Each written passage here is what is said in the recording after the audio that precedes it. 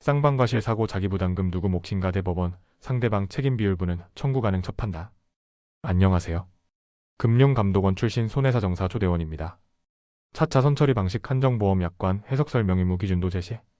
쌍방과실 교통사고에서 자기 차량 손해보험자차 피보험자가 부담한 자기부담금을 상대방 보험사에 청구할 수 있는지를 둘러싼 분쟁에서 대법원이 선처리 방식에 한해 상대방 책임비율에 해당하는 자기부담금은 별도로 청구할 수 있다고 판단했다.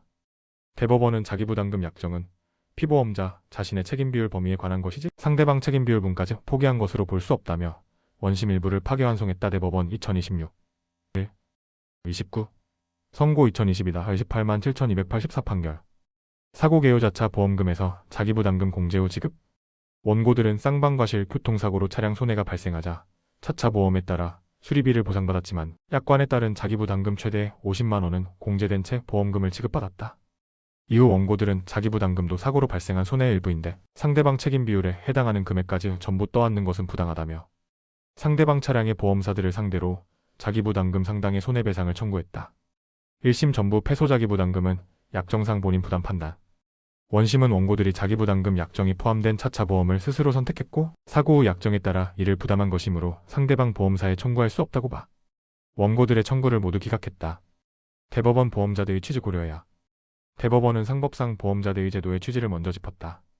보험자대의는 피보험자의 이중이득을 방지하고 제3자가 보험금 지급을 이유로 책임을 면탈하는 것을 막기 위한 제도다. 이 취지는 자기부담금 약정이 있는 차차 보험에서도 그대로 고려돼야 한다고 밝혔다. 대법원은 보험약관에 별도의 정함이 없는 경우 약관은 고객에게 유리하게 해석하는 것이 원칙이며 자기부담금 약정은 보험자와 피보험자 사이에서 일정 금액 또는 비율은 보험자가 부담하지 않고 피보험자가 부담하기로 한 합의에 불과하다고 전제했다. 핵심 판단 선처리 방식이면 상대방 몫은 청구 가능. 대법원은 쌍방과실 사고에서 차차 보험자가 과실 비율 확정 전 선처리 방식으로 전체 손해액에서 자기부담금을 공제해 보험금을 지급한 경우 피보험자는 자기부담금 중 자신의 책임 비율에 해당하는 부분만 최종적으로 부담하면 된다고 판단했다.